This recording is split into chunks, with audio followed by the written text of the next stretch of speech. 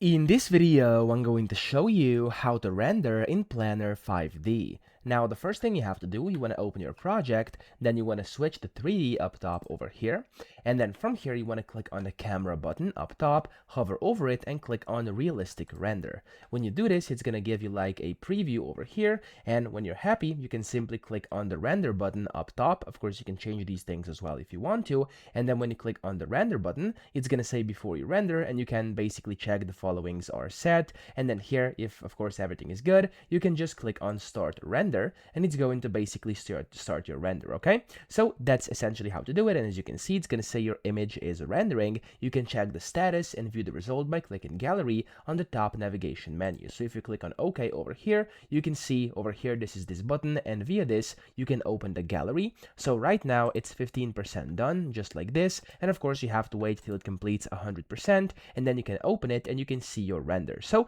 that's how to do this. I hope this video helped you out. If it did, please subscribe to the channel and help me out as well.